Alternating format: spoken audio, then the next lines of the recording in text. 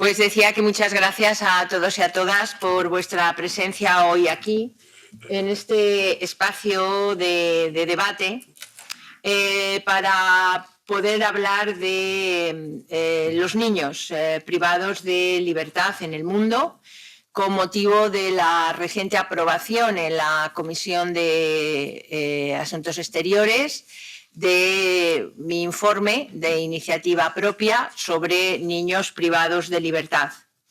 Este informe se votará en la próxima sesión de Estrasburgo, en la que espero tenga el mismo apoyo, un fuerte apoyo por parte de todos los grupos políticos, como ya lo tuvo en la votación que tuvimos hace 2 semanas en la Comisión de Exteriores.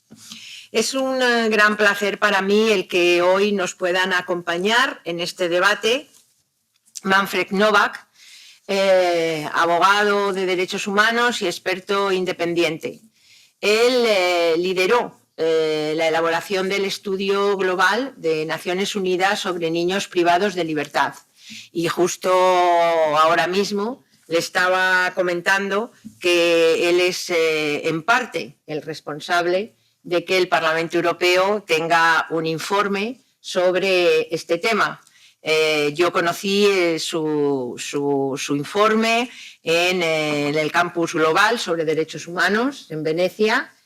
Tuvimos ocasión de debatir en su presentación y realmente ahí entendí que el Parlamento Europeo no podía quedar al margen de esta terrible y dramática realidad que viven millones de niños en el mundo y que deberíamos promover una discusión con un informe para, primero, dar visibilidad a lo que está sucediendo, a la realidad que viven estos niños y, en segundo lugar, hacer un llamamiento claro a que el Parlamento Europeo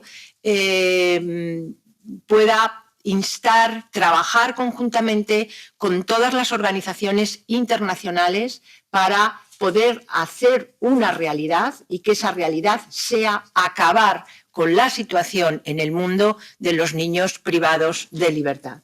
Así que muchísimas gracias, Manfred, por el estupendo estudio que realizaste y, como verás, además da frutos también concretos. Este informe es uno de ellos.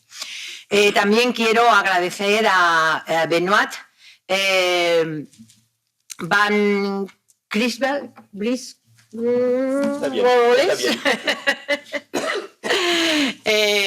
director de la sección belga de defensa para los niños y miembro del Comité de los Derechos del Niño de las Naciones Unidas, por su presencia hoy aquí. A Manu Krisman, parte del equipo del Global Campus de Derechos Humanos e investigador especializado en derechos del niño. A Anne Sitzgen, que está al frente de la Oficina de Enlace en Europa, con la representante especial en funciones del Secretariado General sobre los niños en los conflictos armados. A Rasha Muret, directora en Save the Children, Siria, que se unirá en remoto con nosotros, y a Marta Lorenzo, directora de la Oficina de Representación de la UNRWA para Europa.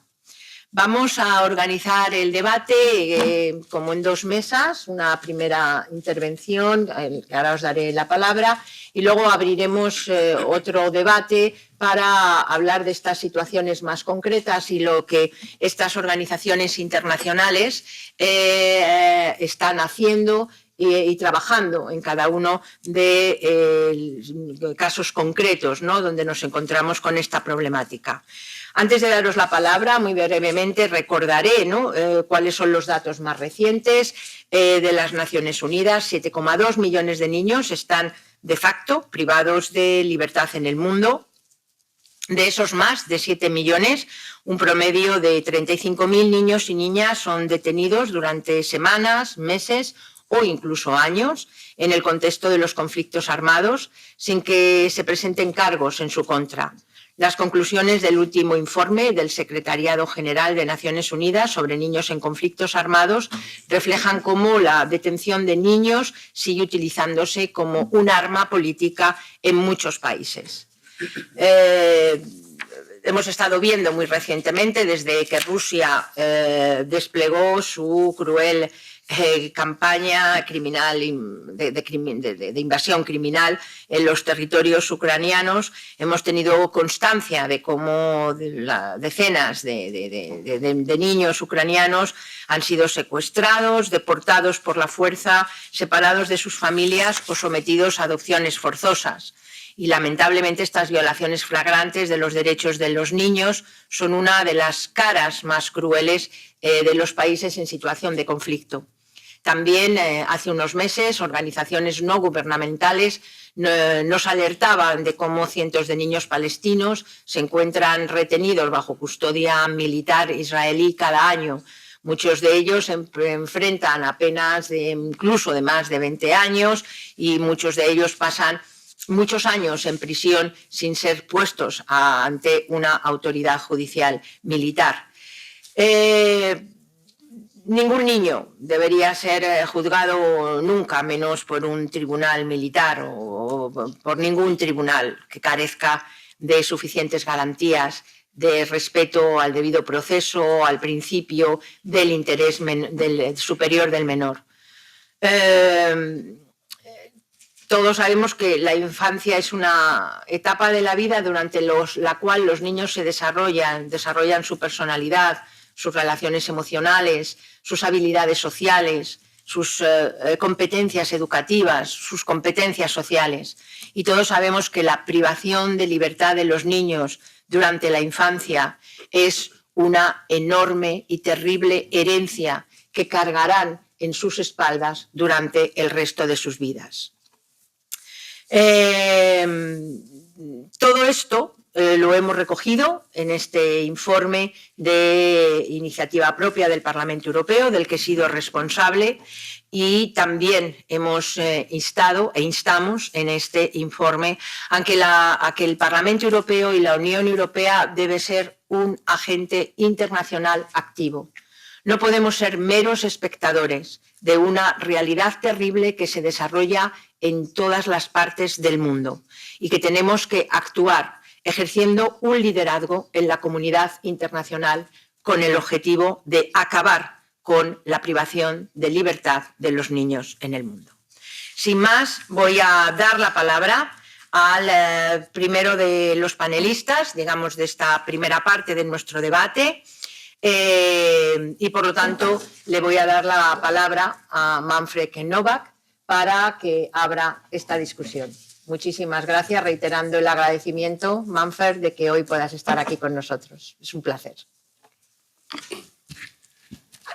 Thank you very much for inviting us, but also for really having taken up in your function as rapporteur and in your report all our main recommendations in the global study. And if the European Union, on the basis of your report and the resolution that will be hopefully adopted soon, will be leading by example in also in its external policies, really put deprivation of liberty of children high on the agenda by whatever means, and there are various means that the EU has, so that EU delegations really put it on their agenda in the different countries. In particular, I think the first step that we need, and it's also written here, is collect the data. Because we collected the data until our publication, that was 2019, but we need current data. We need every year ideal date to collect all the data in the different settings, the different situations of deprivation of liberty, in order to see, is there progress or is there no progress, or is a deterioration even, so that we then can look into the root causes and into solutions. Now, Benoit was so kind to bring one of our one of his copies actually, of the global study. It's a fairly comprehensive document because I was so stupid to forget it when I came from Vienna. But it was really a joint effort, and I really want to to stress this. I was simply the kind of the face of it, but the people who are sitting next to me were very much involved in it. Benoit, on behalf of Defense for Children International, which was together with Human Rights Watch, leading an NGO coalition of a high number of NGOs, not only children's rights NGOs, many others who were very, very active. Without your support, there would not be a global study. Mano was involved from the more or less from the beginning in the drafting of the report, and now very much for the global campus of human rights in Venice is in charge of disseminating the global study and all kind of follow-up activities, partly with NGOs, partly with states, etc., to disseminate it and also to try to implement or assist states to implement the recommendations. And we had an interagency task force of all the major UN agencies. One member is also represented today here by Anne, the SIG on children in armed conflict, but there were all the others like UNICEF and the High Commissioner for Human Rights and many others involved. So it was really, and of course academia, we could draw upon a rich network of the Global Campus of Human Rights, but also many others. We had an advisory committee with the top people in that field. Otherwise, it would not have been possible to really do the global study. Our starting point was Article 37b of the Convention on the Rights of the Child, and I cannot kind of reiterate it often enough, that this is a very, very important provision, which is often overlooked. If people think about the Convention on the Rights of the Child, they think about child labor, sexual exploitation of children, street children, and many other violations. But it's seldom, and I think also in the state reports also, seldom that they say there's a very important right, and that's the right to personal liberty. And there's a huge difference if you look into the general human rights treaties, whether it's the Covenant on Civil and Political Rights of the United Nations or the European Convention on Human Rights or others, that the right to personal liberty can be restricted for adults to quite a large extent for pretrial detention, prisons, migration-related detention, for quarantine, whatever. But not for children, and there's a major difference. For children, it's clearly said deprivation of liberty can only and shall only be a measure of last resort. And that really means a very exceptional case. So the rule should be children should be never deprived of liberty unless it's absolutely necessary. And if it's absolutely necessary, then only for the shortest appropriate period of time. So not for 10 years, 20 years, or even lifelong. Shortest appropriate means really as short as possible. And that is often overlooked, that there is this huge difference. And as Soraya has said, it is because they are kids. Kids need a different, have different, they are in the development phase, they need to move around.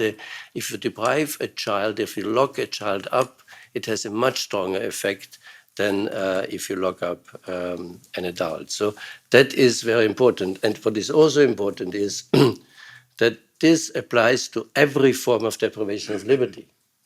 So every form of detention, including migration-related detention. So it's very important to stress that, and we made it clear in the global study, that also migration detention is covered by Article 37b and the measure of last resort indicator.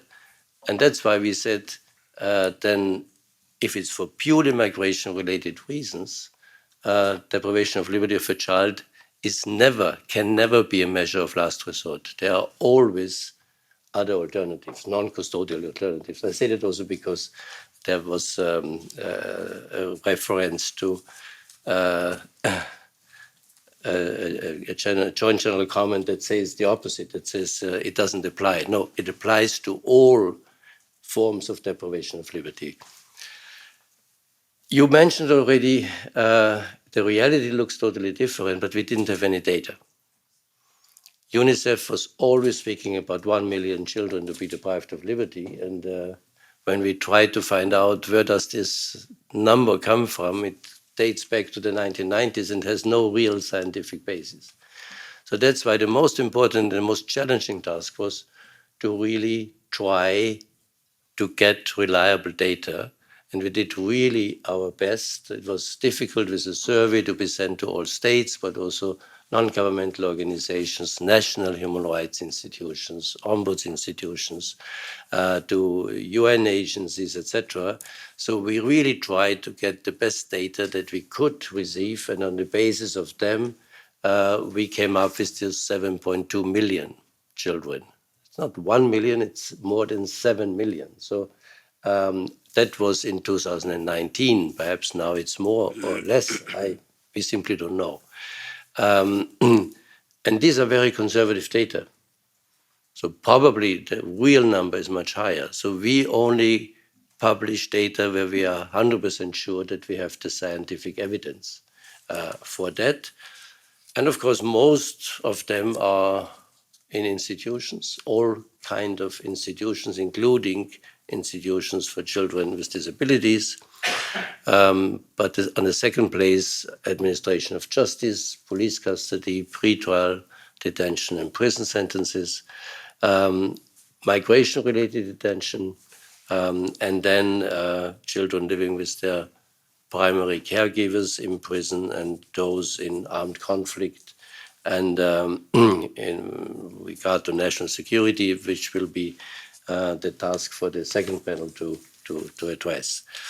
So from our point of view, we looked really into the root causes, and there are many for that. And I would say the first root cause is a lack of awareness.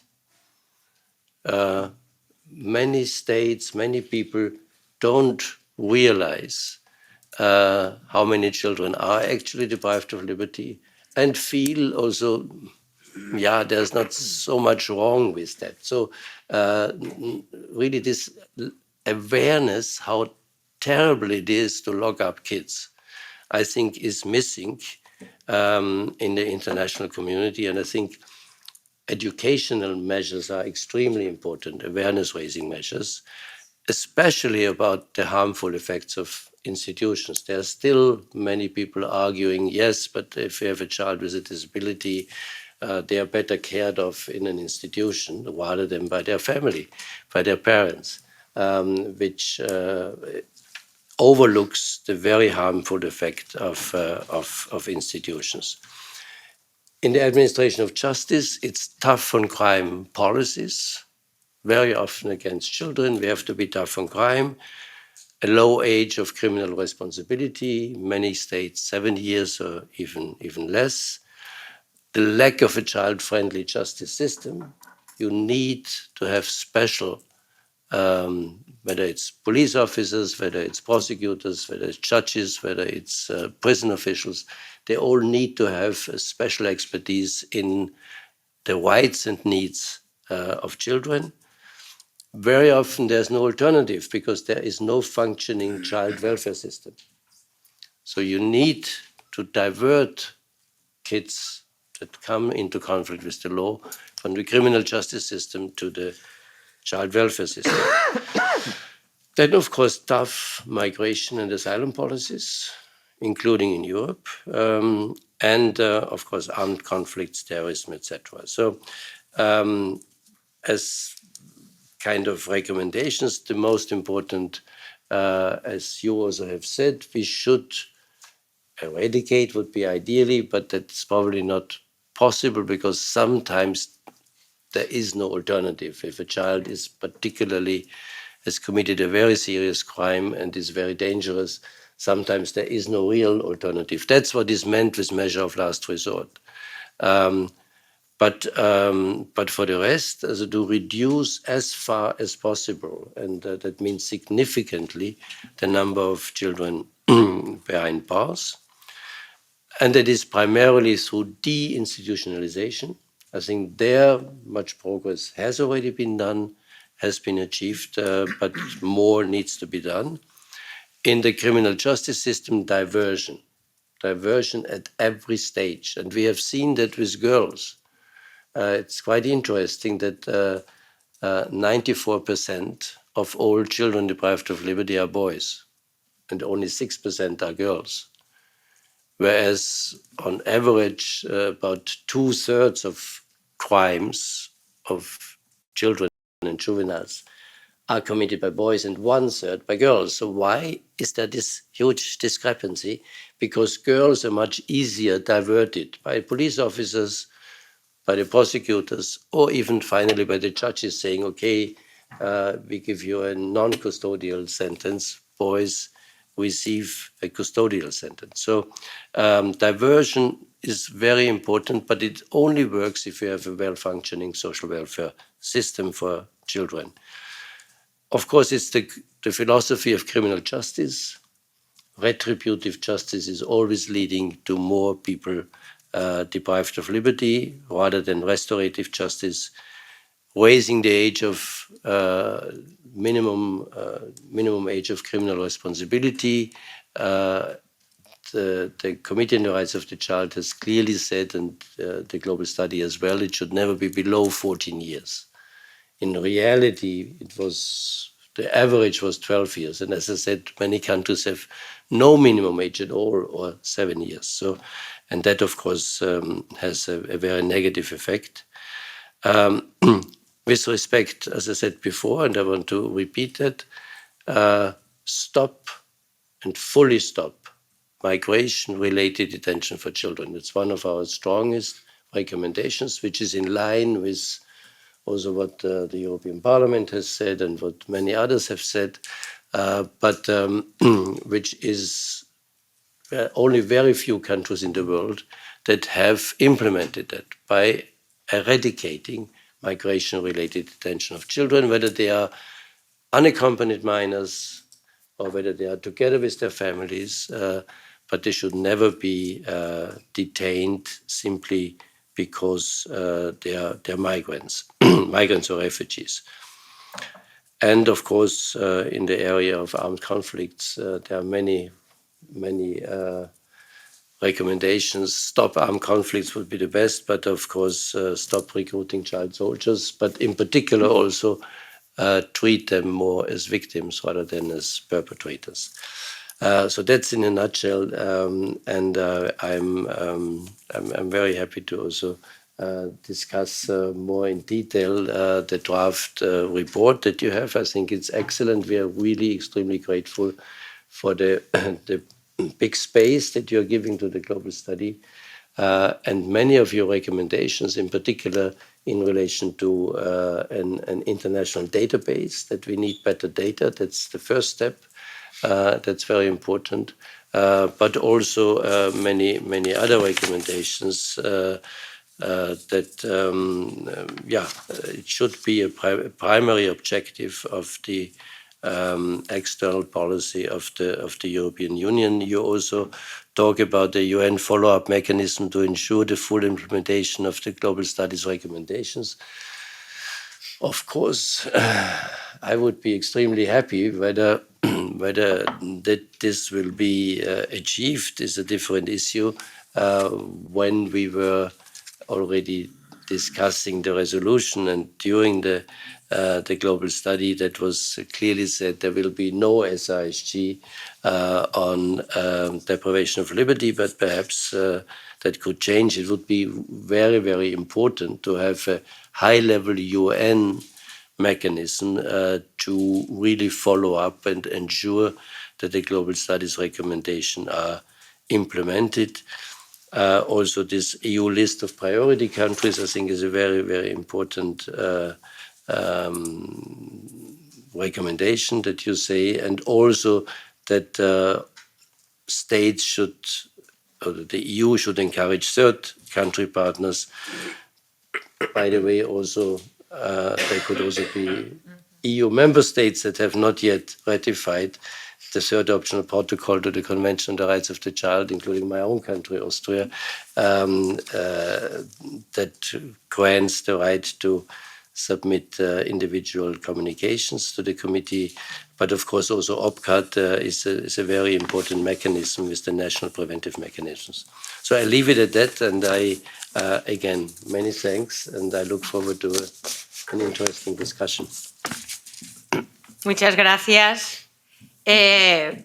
Pues precisamente con esto último, Manfred, que ha señalado del seguimiento sobre el estudio global que fue presentado oficialmente en la Asamblea General de Naciones Unidas, le voy a dar la palabra a Benoit, lanzándole también una pregunta, ¿no? ¿Quién está a cargo del seguimiento de este estudio? Si realmente desde octubre de 2019, que se hizo la presentación general en la Asamblea, se ha dado algún paso, y cuál es también, desde tu punto de vista, desde tu opinión, qué pasos deberían darse para que realmente el estudio pudiera marcar también una hoja de ruta de actuación. Tienes la palabra. Muchas gracias. Muchas gracias, Soraya. Indeed, the follow-up, and as Manfred mentioned, it's of course very important.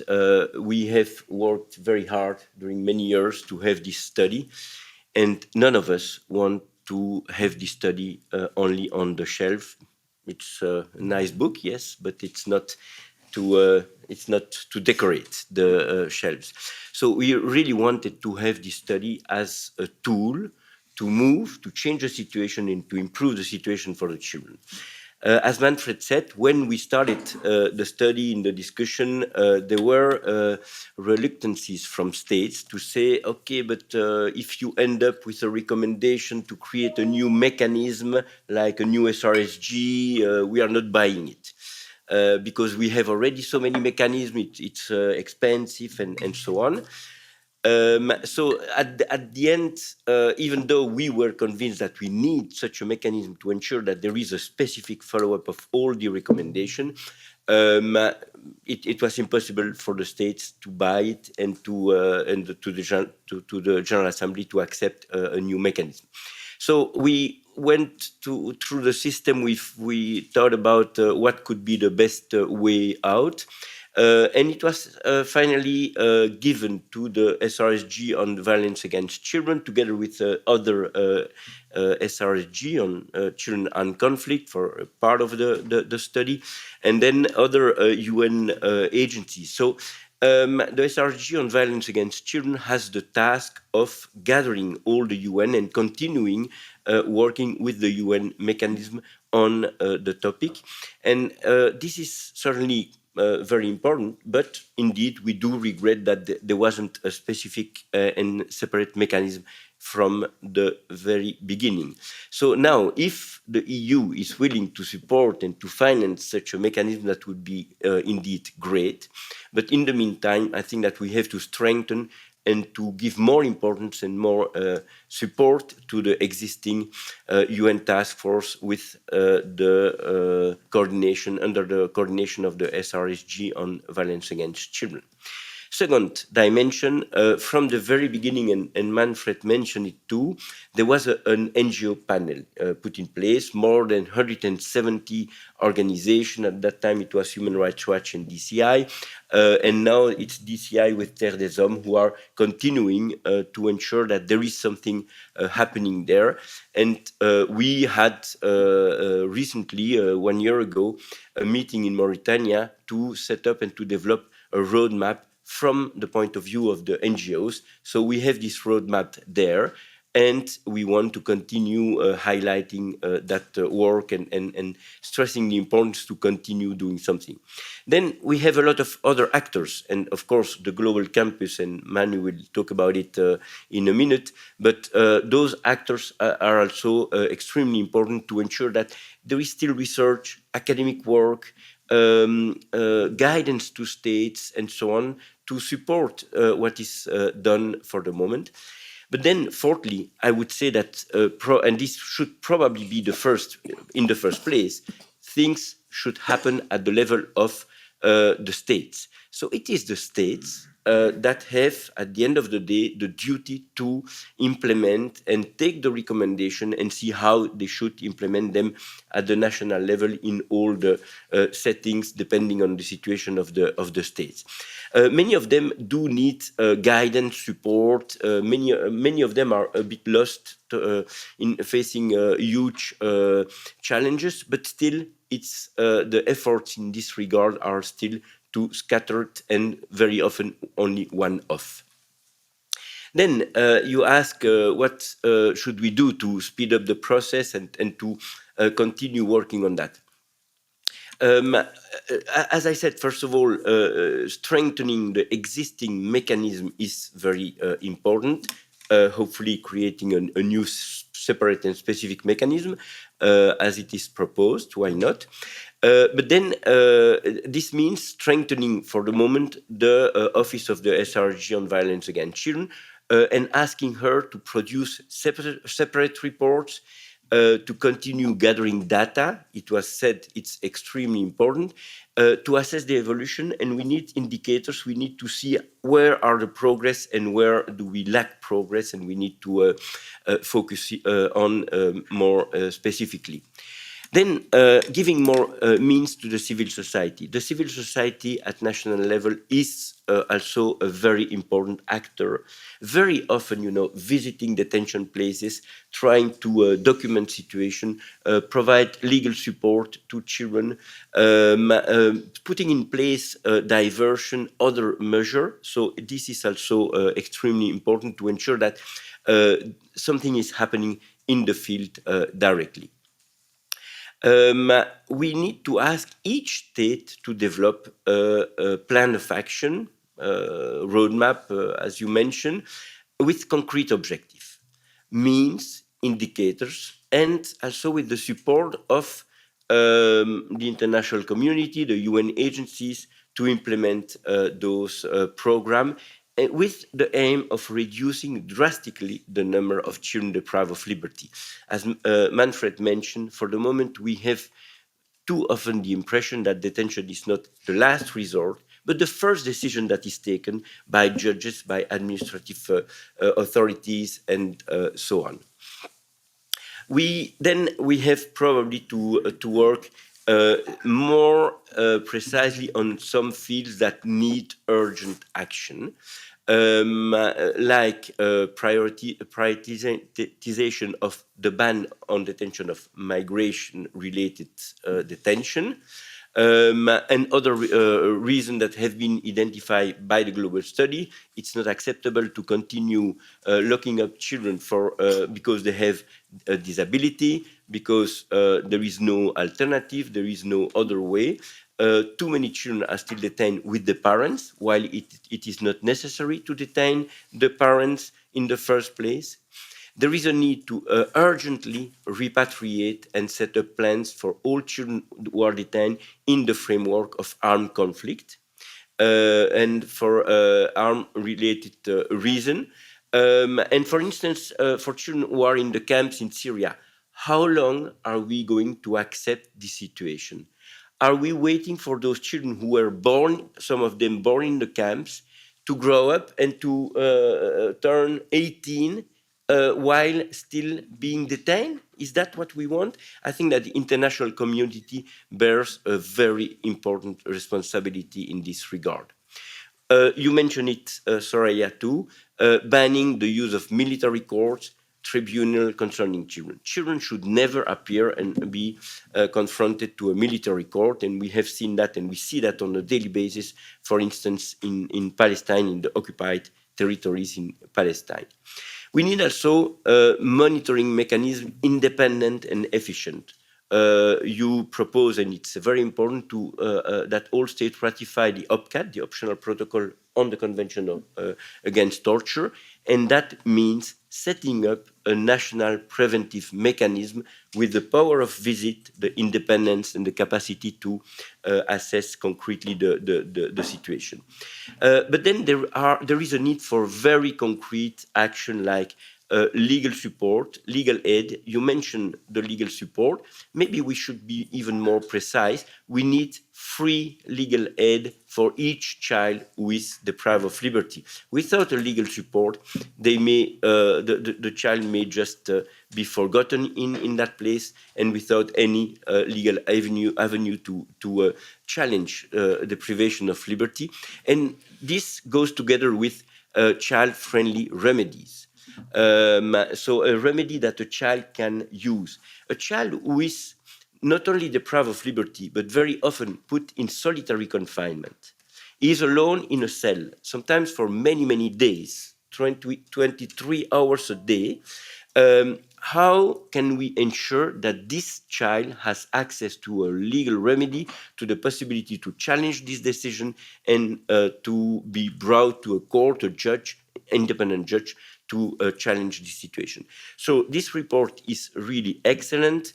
We have some suggestion to even improve it more, but we are so happy to see that you have taken this issue seriously on board, and we really hope that we will be able to continue working together, and that the EU will be a model, a leader in the fight against deprivation of liberty in third countries, but also within the EU, because we still have a lot of detention in the EU for migration-related reason, for in institution, but also in the juvenile justice and the child justice system.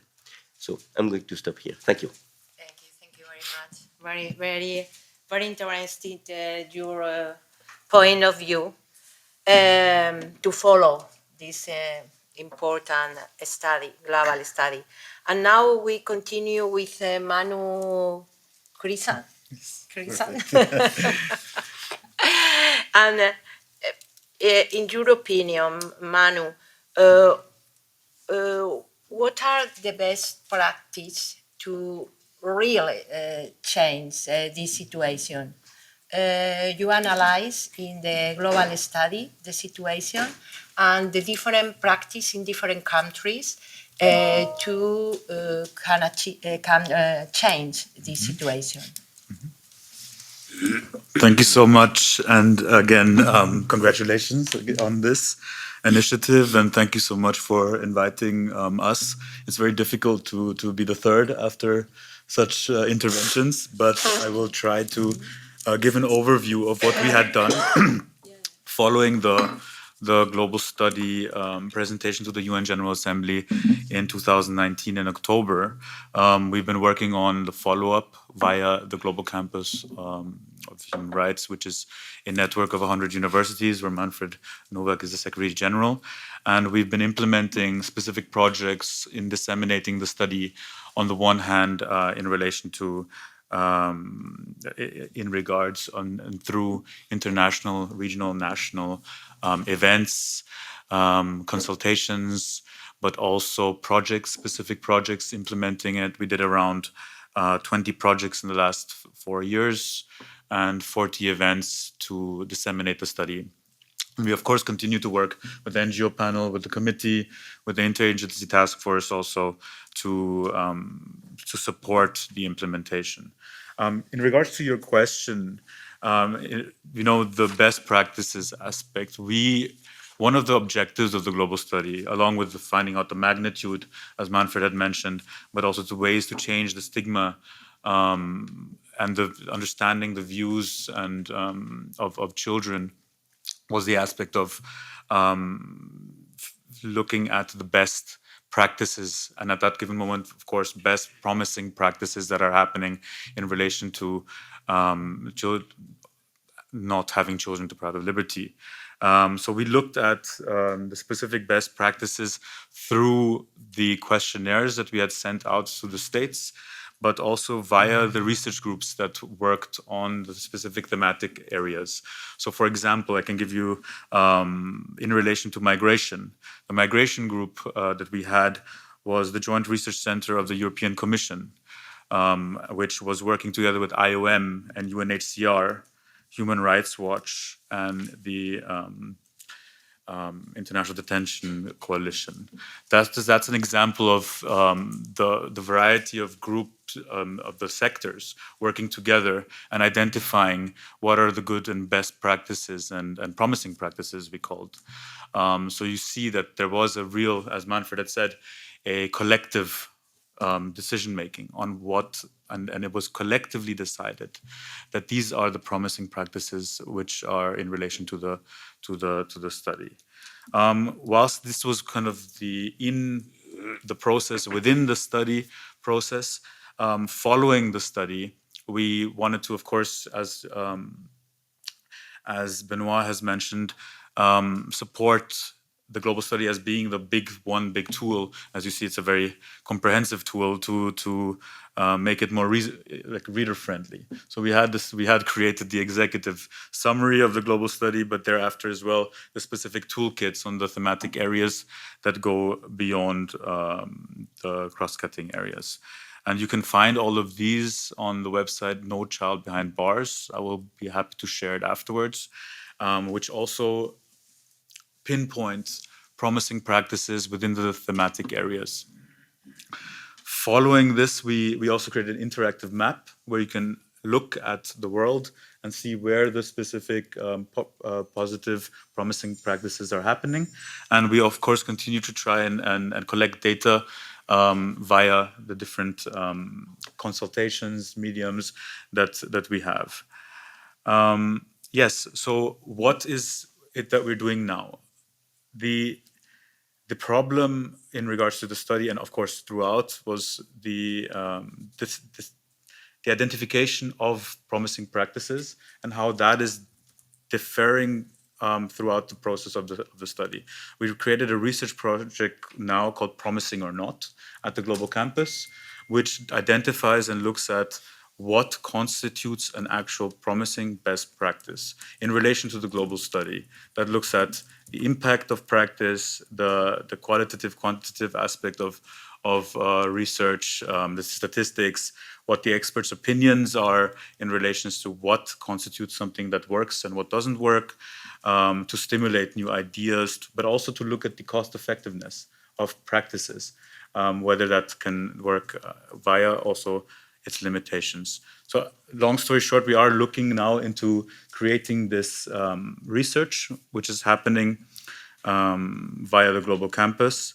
And we, in regards to, of course, the challenges and opportunities, as you mentioned, one of the, and you have also said out loud in regards to data collection, but those indicators that you need are important to look at via the best practices. What are the promising practices and what are the indicators in relation to looking at has it improved or has it not?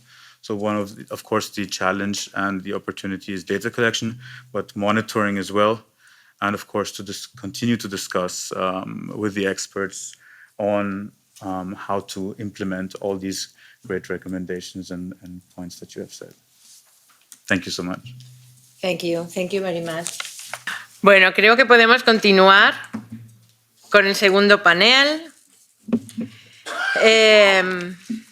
Vamos a abordar la misma, vamos a continuar indudablemente con la cuestión de la privación de los niños, la privación de libertad de los niños, pero abordándolo ahora más desde la perspectiva de situaciones de conflicto.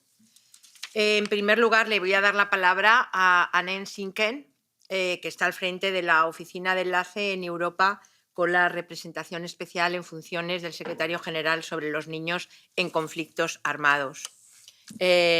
Anne, tienes la palabra. Muchas gracias. Dear members of the European Parliament, ladies and gentlemen, first of all, I wish to thank MEP Rodríguez Ramos and her team for organizing this important and timely event on children deprived of liberty in the world and for inviting me to bring attention to conflict-affected children. The mandate of the UN Special Representative for Children in Armed Conflict monitors and reports on 6 grave violations against children in armed conflict that have been identified by the UN Security Council. These are the killing and maiming of children, abduction, child recruitment and use, sexual violence against children, attacks on schools and hospitals, and the denial of humanitarian access. Although the detention of children for their alleged association with parties to conflict is not part of this list, it is monitored and reported on by the United Nations as one of the direct consequences of child recruitment and use. Far too often, children are being treated as security threats and detained for their actual or alleged association with armed groups or for their family's suspected ties with armed groups, including those designated as terrorists by the United Nations. To give you a more concrete idea of the extent of the issue, I would like to share with you some numbers from the last annual report of the UN Secretary General on Children and Armed Conflict, which was published in June this year and covers the previous year. In 2022, a total of 2,496 children, some as young as 8 years old, were verified by the UN as detained for their actual or alleged association with armed groups. While those numbers present a decrease compared to the ones of 2021 and 2020, they remain too high. We must also keep in mind that those cases were the ones that were verified by the UN, so they only represent the tip of the iceberg. The highest numbers were verified in Iraq and the occupied West Bank, including East Jerusalem, and in the Syrian Arab Republic. My colleagues from UNRWA and Save the Children will provide more information in that regard later. In Iraq, in December 2022, 936 children remained in detention on national security-related charges, including for their actual or alleged association with armed groups, primarily Daesh. In the Democratic Republic of the Congo, the UN verified in 2022 the detention of 97 boys and 20 girls between the ages of 9 and 17 for their alleged association with armed groups. All children have been released. In Libya, the UN received reports of the detention of some 64 children with their mothers of several nationalities for their mothers' alleged association with Daesh. In Myanmar, 129 boys and girls were detained by the National Armed Forces. In Somalia, in 2022, a total of 176 boys, of which 104 were released and 1 was killed, were detained by federal and regional security forces for their alleged association with armed groups. Ladies and gentlemen, we know that the effective reintegration of children formerly associated with armed groups should be a priority and is essential to assuring long-term peace and security. They should never be detained solely because of their association or alleged association with armed groups. This is not only a violation of their rights, but also detrimental to the development of the child and society as a whole. Children who are detained are often stigmatized and doubly victimized, first by the armed groups who recruit, abduct, or use them, and then by the governments who imprison them. If children are accused of a crime during their association with armed groups, their detention should always be a measure of last resort for the shortest time possible, guided by the best interest of the child, and they should be processed by the juvenile justice system rather than military courts. Alternatives to detention should always be prioritized, and children should be primarily considered as victims of violations and abuses of their rights rather than as perpetrators. These principles have often been reaffirmed by the UN Security Council and the General Assembly. Unfortunately, the reality looks different, as illustrated by the previously shared numbers. Indeed, the detention of children for their alleged association with armed groups is an issue in 80% of the countries covered by the Children Armed Conflict Agenda. Children are too often treated as security threats rather than as victims, and their rights are too often set aside on national security grounds. In addition, information collected by the UN over the last years has shown that long-standing detention principles have been sidelined. For instance, children were often held together with adults and boys together with girls. Children were also reportedly exposed to ill treatment, including torture and sexual violence, amongst others, to coerce confessions or intelligence information. They were denied access to lawyers or consular services and held without trial for months or even years. Most children had limited or no access to food, medical and psychosocial support, education, or contact with their families. Moreover, in several instances, children were tried in front of military jurisdictions with little or no safeguards, and some were even sentenced to death. Ladies and gentlemen, more needs to be done to end and prevent the detention of children for their alleged association with armed groups. To prevent such practices from being committed in the first place, the Special Representative regularly reminds all member states to endorse and implement the Paris Principles and Guidelines on children associated with armed forces and armed groups, and to adhere to the United Nations Standard Minimum Rules for the Administration of Juvenile Justice. Member states on the Children in Armed Conflict Agenda should also sign with the United Nations so-called handover protocols for the transfer of children associated with armed groups to civilian child protection actors. Such protocols have been adopted, amongst others, in Burkina Faso, the Central African Republic, Mali, Niger, Somalia, and the Philippines, to only name a few. Their swift and systematic implementation is key. The effective reintegration of those children is the only way to ensure long-term peace and security, and most importantly, to ensure that those children are provided with the opportunities that they deserve. In addition, unimpeded access for the United Nations and other child protection actors to places of detention is an important measure to ensure the protection of detained children, as well as the provision of humanitarian assistance, justice, educational programs, medical care, and psychological support. Priority must also be given to maintaining family ties for children in detention. Most importantly, the internationally recognized definition of a child as any person under the age of 18 must be upheld in all circumstances.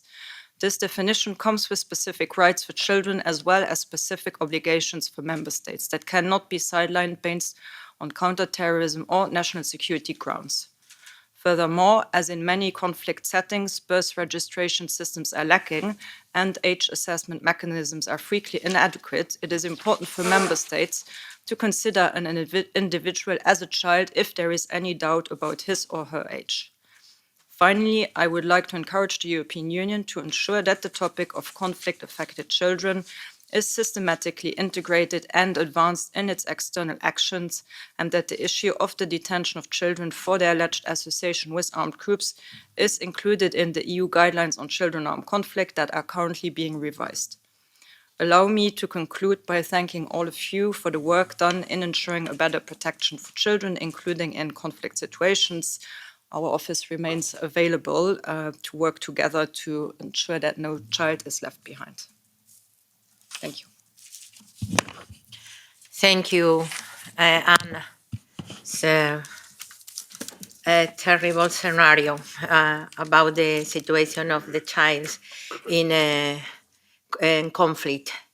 Now we have Rasa here today, who has joined us remotely to talk about the child deprived of liberty in Syria.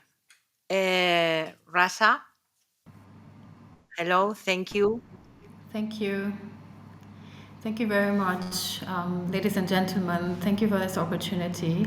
I would like to thank you, MEP Rodríguez Ramos, and the organizing team for this event, and for the opportunity to brief you today about the profound child right crisis that is children held in detention in northeast Syria. The situation of detained children in northeast Syria is a deeply neglected crisis. While Al-Hol and Roj camps, home to thousands of Syrians, Iraqis, and third country nationals from some 60 countries across the world, less well known is the situation of children, predominantly boys, held in detention facilities, including prisons and rehabilitation centers. Save the Children estimates that at least 1,000 children are currently detained in facilities across northeast Syria because of their perceived or actual affiliation with ISIS.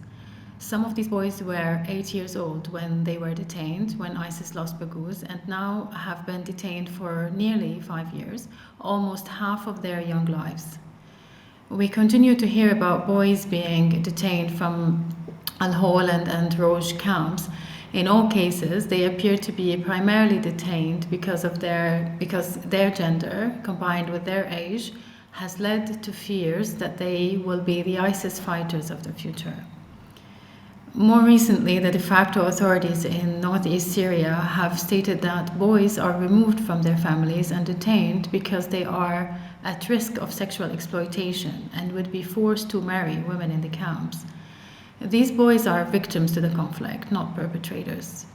The UN Convention on the Rights of the Child is clear that children must be treated as victims of the conflict and detained only as a measure of last resort and for the shortest possible time, as my colleague Anis mentioned. Instead, we are concerned that we are seeing detention as a measure of first resource, not as a last resort. None of these children have ever been charged with a crime, and there is no legal basis for their detention. They have no access to lawyers and no way to challenge the legality of their detention. The awful fact is that, as we speak today, without a clear solution for these children to leave the camps and return to their home countries, indefinite detention, including ending up in adult prisons, is the only path before them. These are boys who have been exposed to extreme violence and acute deprivation.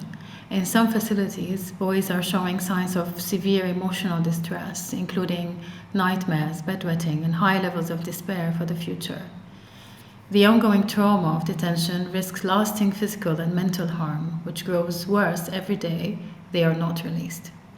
In one detention center, infectious diseases, including tuberculosis, are rife, posing serious life-threatening health risks.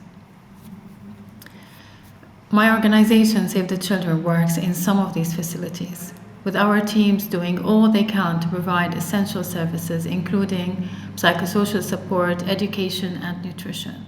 However, these services are not up to the standards we set ourselves because of access constraints and other limitations. We're not permitted to speak to children privately, including to ask basic questions about who they are, how conditions are, or run the full range of program we would usually do for vulnerable children. Despite these concerns, there are currently no pathways for detained boys to be released, no way for them to be reunited with their families unless they're repatriated. And repatriations have been far fewer for boys in detention than for families in the camps.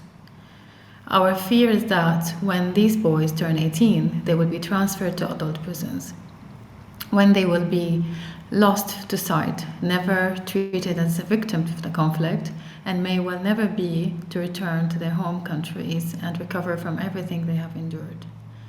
At least, as we're speaking today, at least 7,000 children are at risk of detention, primarily third country nationals as they reach adolescence.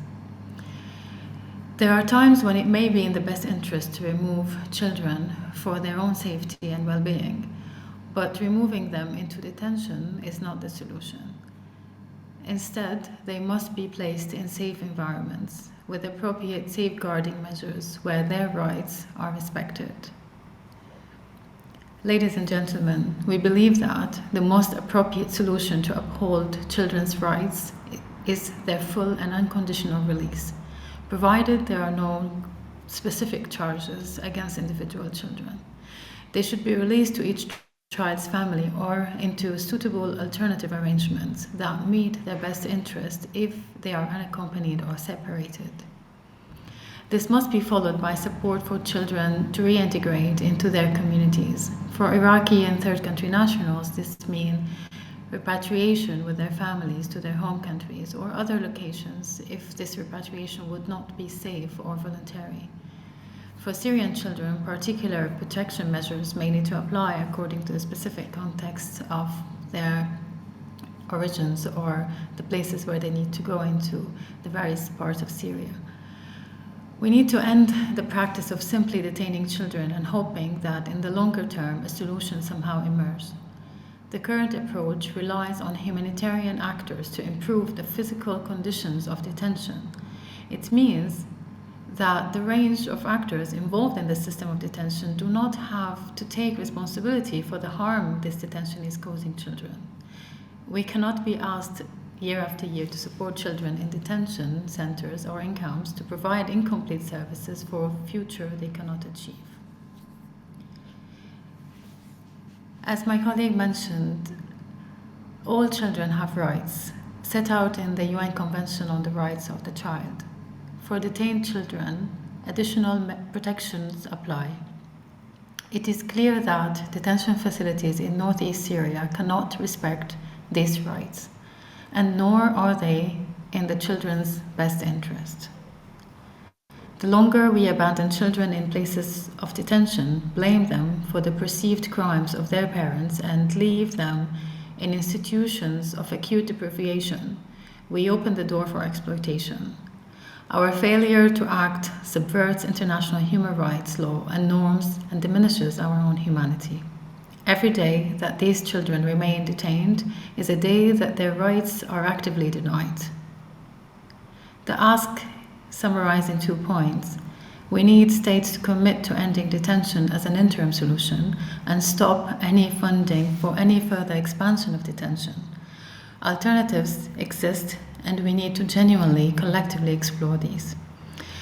We need a coherent global action plan, including support for repatriation, support for Syrian children, stateless children, and children whose countries are not safe to return to.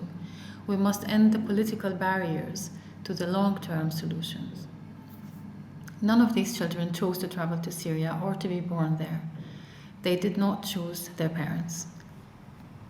Thank you again for raising much needed attention to this critical issue in northeast Syria and globally.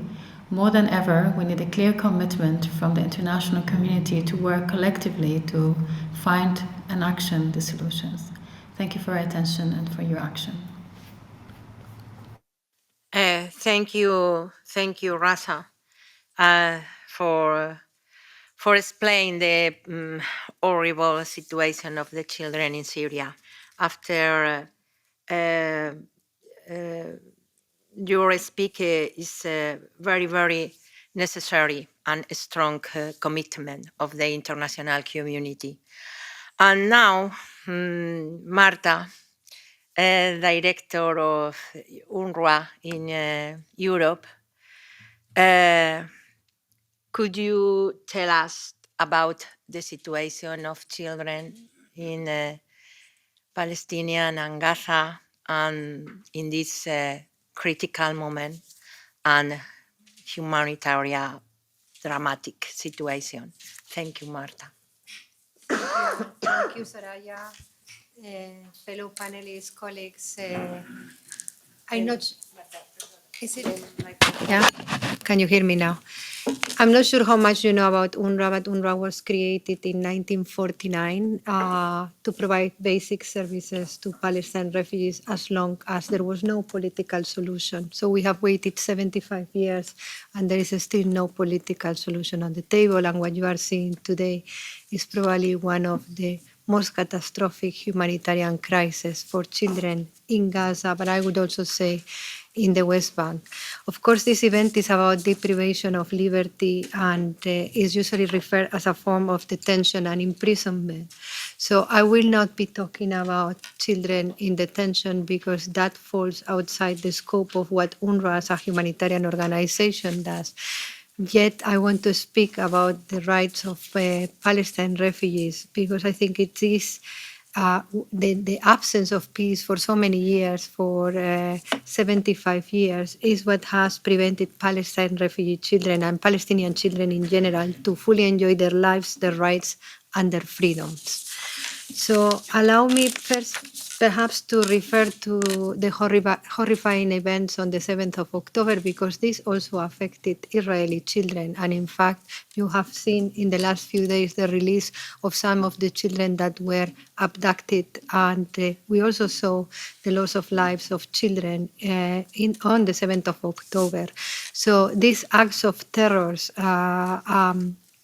really have been a nightmare for Israelis, but then another nightmare started at the same time in Gaza for over 1 million children living in Gaza.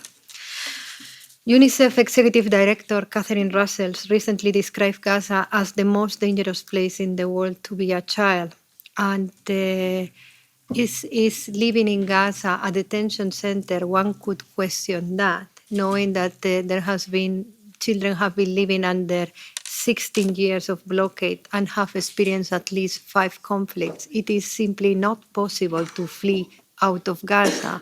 A child that was born 16 years ago, the only thing that has known is conflict. UNRWA has been teaching human rights in our schools for many, many years. And during this terrible war, children have come to UNRWA staff to ask why human rights are taught to them while they cannot enjoy any of them. I think this is very important to remember, because if we cannot implement what we teach, then where are we and what is our responsibility? What we have learned over the last 7 weeks is that there has been a clear failure to protect their most important right, and this is the right to life. In the initial 3 weeks of hostilities, the number of children killed in Gaza exceeded the annual number of child fatalities reported across the world's conflict zones since 2019. We are talking about 6,000 children that were killed. And I think it was Johan who spoke about verification methods and the ability of the UN to verify what has happened to children and whether they have been arrested. We have no verifications means now in Gaza. It has been extremely difficult because of lack of humanitarian access and lack of access in general to verify what has really happened on the ground. But what we know is that children in Gaza have been exposed to extreme violence and despair. They have witnessed attacks on hospitals, and the very same schools where just a few weeks ago they were studying have now become their shelters. But being sheltered under a UN flag has not provided them with safety, neither protection. At least 200 people sheltering in UNRWA facilities, including children, were reported killed, with many others injured. And children have been deprived of very basic rights, which in a prison you would have, or in many prisons you would have. In a prison you would have access to food and water and perhaps health services, maybe not adequate, but in Gaza we have seen that many children have been begging for water and food. And many have become homeless, orphans, or have been maimed, and the majority have been forced to leave their homes, leaving memories and dreams under the rubble. When we speak about liberty here today, this is the kind of liberty we speak about. With almost 50% of the population being children in Gaza, the war in Gaza is a war on children. Children that have been deprived of their most fundamental rights and have been dehumanized. War has brought new challenges. According to a child protection rapid assessment that we conducted in Gaza, we have seen an increase in the number of unaccompanied and separated children. Medical professionals in Gaza have alerted on the high number of children without surviving family members arriving for medical care. A new acronym has been coined to identify children. Please pay attention to this acronym. This is WCNSF. This means Wounded Child, No Surviving Family. We have many of those. Identifying, registering, and tracing the families of these children remain a priority. We must provide children with urgent, safe, temporary care arrangements to protect them. Prior to this war, children in Gaza had little to hope for. I already spoke about 16 years of blockade, conflicts, created a mental health crisis among Gaza's children and youth. What we are witnessing in our shelters cannot be described with words. Parents at the shelters have reported its increased levels of distress, fear, anxiety, and panic attacks among children. This is not very different from what our previous panelist was describing of what was happening in Syria. Some have stopped talking, demonstrating signs of acute psychological drama. The war will leave visible and invisible wounds in these children. I would like to turn now on the situation of children in the West Bank, where fundamental rights of children are challenged on a daily basis. Allow me to share some examples. My colleague Anne has mentioned that the UN was able to verify that the highest number of detained children in the world were reported in the West Bank, including East Jerusalem. A month ago, on October 24th, Francesca Albanese, the Special Rapporteur on the situation of human rights in the Palestinian territories, reported to the UN General Assembly that an estimated 13,000 children have been mostly arbitrarily detained, interrogated, tried in military courts, and imprisoned since the year 2000. In the 6 weeks following the beginning of the war, UNRWA West Bank Field Office, my own colleagues, recorded 45 fatalities and 56 children detained in the West Bank.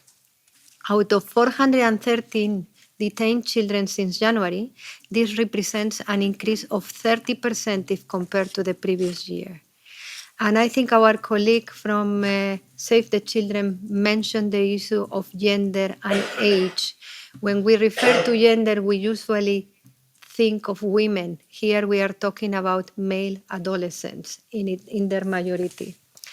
The environment in which children are living is appalling. Children are exposed to daily violence. They endure a persistent sense of insecurity and a disruption of their daily lives, with some witnesses the loss of family members or friends.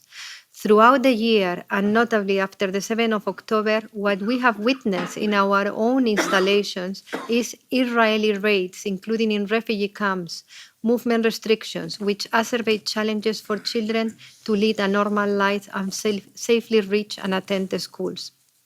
The daily journey to a school of a Palestinian child in the West Bank is a nightmare. School closures, encounters with soldiers, delays on checkpoints, physical searches, harassment, or even detention, this is the context they live. How can a child be a child and enjoy its right to education? According to OCHA, it's not surprising that dropout rates in the West Bank are estimated at 19% and are primarily attributed to protection risk and school closures. In the West Bank, since 7th of October, 210 Palestinians, including 106 children, have faced displacement following home demolition.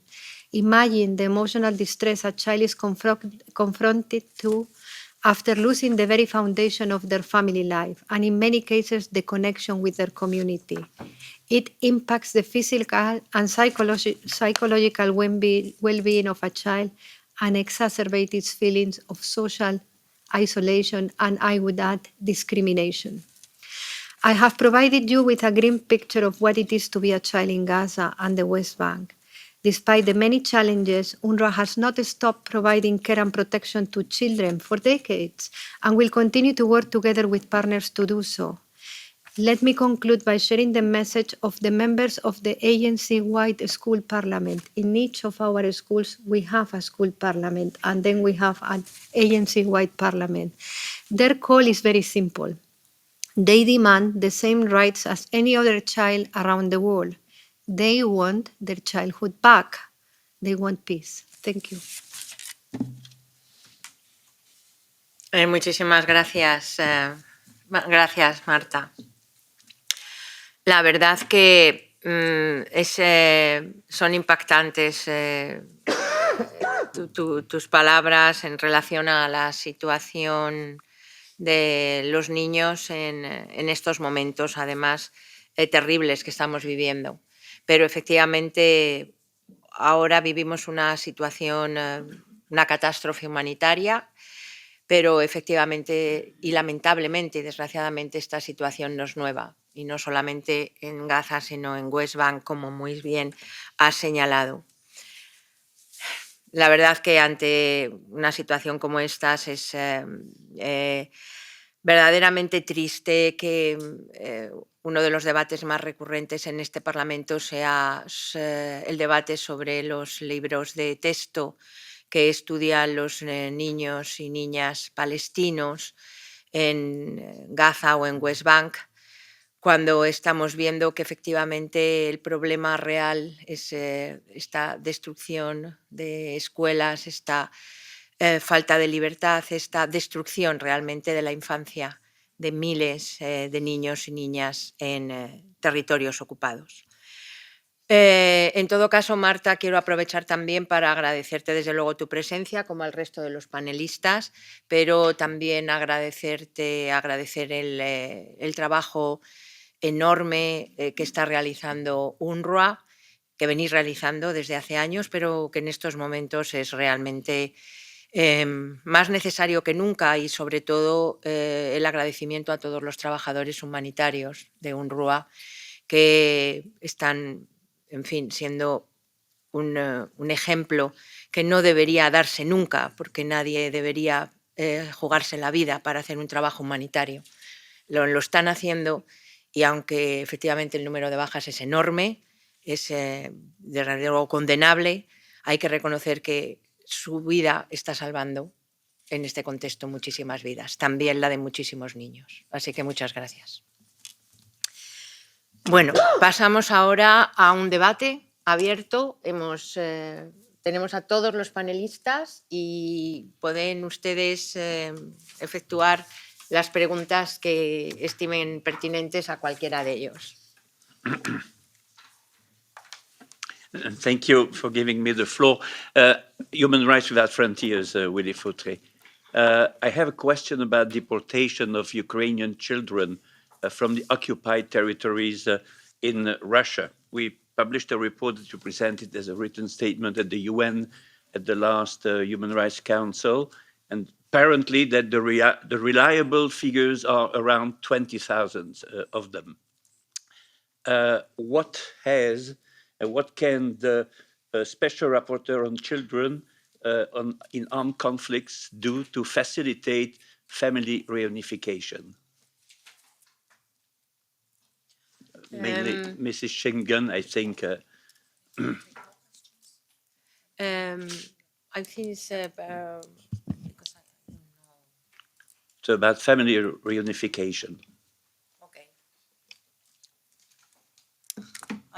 Thank you very much for the question. So, in terms of the special representative, she has raised the issue with the Russian Federation, but on the ground, these efforts in terms of reunification are being led by our colleagues from UNICEF. So it would be more appropriate to ask them the question, because on our side, of course, we encouraged for the children to be returned. Also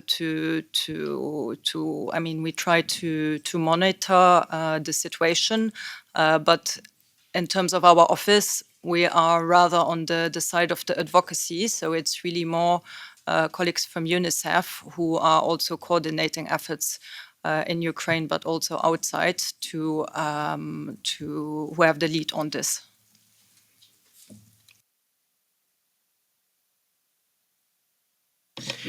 Thank you for your question. I can give a bit of an answer from my position as member of the Committee on the Right of the Child. So as you know, the committee reviews state party reports regularly, and we will have a dialogue with Russia during the next session, February 2024. Before this dialogue, we send list of issues to the state party, and we ask the state party to reply to those list of issues.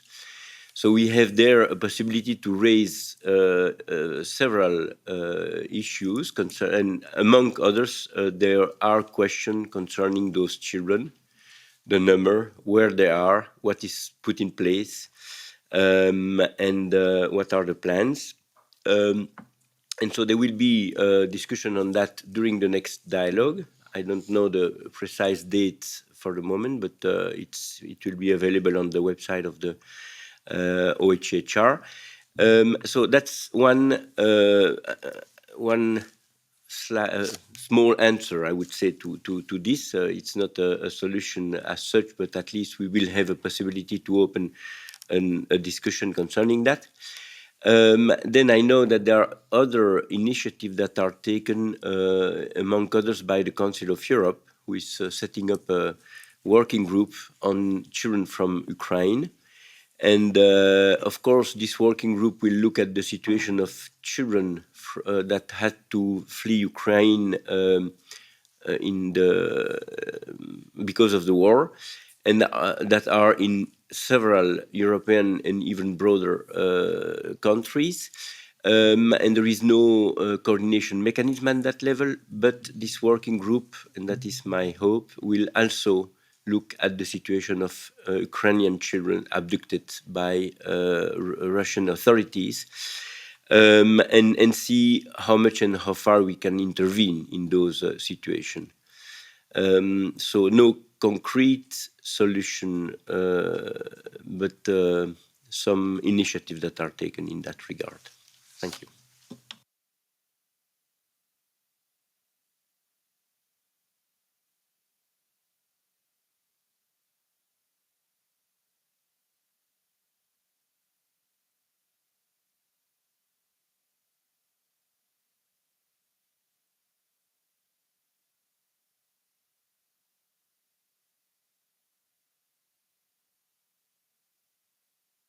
No, just to add more globally, because this I didn't mention it during my speech, but among the solution, the Committee on the Rights of the Child has several tools. So I mentioned the reporting process. So we each time that we receive a state party, we ask questions, we ask for data, we ask for information concerning children deprived of liberty in all contexts, and so we try to identify what is the situation in different regards, and of course we use the conclusion of the global study. But we also have other means to address the states and give some guidance to the states concerning the deprivation of liberty. We have the general comments, and we have a few general comments that address the issue of deprivation of liberty. General Comment 24, which deals with children's rights in the child justice system. So all that is related to detention in the framework of children in conflict with the law, but also children who are below the minimum age of criminal responsibility, but still detained because of an offense that they would have committed. We have also the possibility to receive individual complaint, and we have already received complaint concerning children in migration-related detention, but we also have issued a few decisions concerning children in the context of the camps in Syria. So we have asked very, very clearly to France and Finland, but this is valid for all countries that have nationals in those camps, they have to repatriate all the children, and I would add, with the parents. And finally, we have also the possibility under the OPIC, optional protocol dealing with individual complaint, we also have the possibility to conduct inquiries. So for states that have ratified the OPIC, we can, if we receive information that there is grave or systematic violation of children's rights, we can start and conduct an inquiry with a visit in the country. So just keep in mind that we have those tools. Please use them. We need civil society, we need different actors to bring those cases to us, and then we will try to provide information, support, and guidance to states towards those issues. Thank you. Muy de acuerdo, Olivier. Bueno, pues hemos llegado al final de este debate, de este encuentro. Quiero de nuevo agradecer la presencia de todos los panelistas. La verdad que ha sido muy interesante su aportación hoy a este debate, pero también quiero agradecerles la colaboración a lo largo de que nos han brindado a lo largo de la elaboración de este informe de iniciativa. Creo que todos los elementos puestos encima de la mesa hoy nos llevan a la misma conclusión. Necesitamos colocar esta terrible, injusta, dramática situación que viven los niños en el mundo, privados de libertad, en el foco político de la política exterior. Efectivamente, como ha dicho Manfred, es un problema de política internacional que tenemos que abordar con todos los instrumentos que en el ámbito internacional tenemos, desde las organizaciones internacionales, Naciones Unidas, Unión Europea y también en las relaciones entre países. En los diálogos sobre derechos humanos tiene que estar presente esta situación y nos tiene además que ayudar el colocarlo en el foco, el poder tener muchos más datos, datos que nos sirvan también para poder monitorizar los avances que debemos conseguir en una agenda que tenemos indudablemente que poner encima de la mesa, que tenemos que dotarnos para poder alcanzar el fin de esta situación. La vulneración de los derechos humanos en el mundo es una realidad que lamentablemente avanza, según avanzan también los regímenes autocráticos y regímenes autoritarios, que son una mayoría en relación a los regímenes democráticos.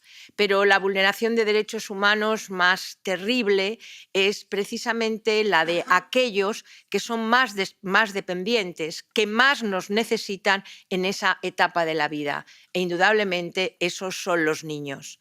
Por lo tanto, es un reconocimiento, esperemos que este informe pueda ser un reconocimiento de esta situación en el Parlamento Europeo y que este llamado a que la Unión Europea sea un agente internacional activo, que pueda liderar en el ámbito internacional programas, agendas, monitoreo para la eliminación en el mundo de los niños privados de libertad, este informe sea una aportación, humilde aportación a que en la siguiente legislatura la agenda de los niños privados de libertad no se ponga en la Comisión de Exteriores en el último momento, finalizada la legislatura, sino que se pueda poner al principio y se puedan realmente avanzar en acciones concretas. Así que estoy convencida que con el compromiso también de todas las organizaciones aquí presentes, esto podrá ser, en fin, o lucharemos al menos para que sea una realidad. Muchísimas gracias de nuevo y, en fin, seguimos trabajando.